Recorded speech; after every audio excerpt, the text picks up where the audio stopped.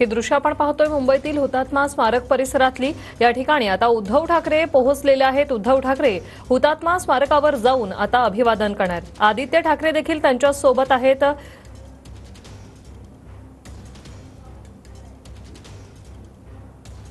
निवृत्ती बाबर आमचे प्रतिनिधी आपल्या सोबत जोडलेत। निवृत्ती, काय सांगाल, काय सध्या सुरू आहे?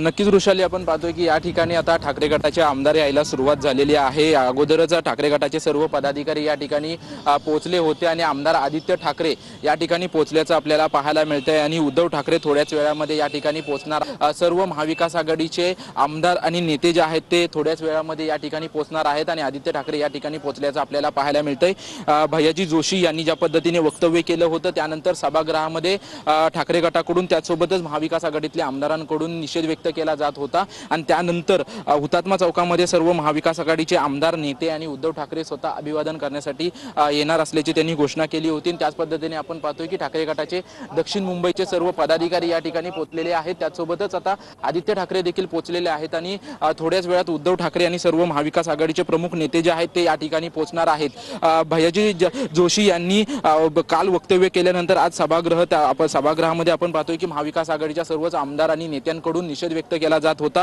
परंतु उद्धव ठाकरे यांनी माध्यमांसमोर येऊन भूमिका मांडली की भाजपने खरं तर यावरती कठोर भूमिका घेतली पाहिजे आणि मराठी भाषेची गळचेपी करणाऱ्यावर आणि मराठी भाषेचा अपमान करणाऱ्यांवरती कठोर शासन निर्णय झाला पाहिजे, अशी भूमिका जी आहे ती उद्धव ठाकरे यांनी घेतली। आणि त्यानंतर आम्ही हुतात्मा चौकामध्ये ज्या ठिकाणी हुतात्मा स्मारक आहे या ठिकाणी आम्ही अभिवादन करायला जाणार आहोत, अशी उद्धव ठाकरे यांनी घोषणा केली होती। त्यानंतर आपण पाहतोय की आदित्य ठाकरे या ठिकाणी पोहोचल्याचं आपल्याला पाहायला मिळते। सर्व प्रमुख पदाधिकारी देखील या ठिकाणी उपस्थित आहेत।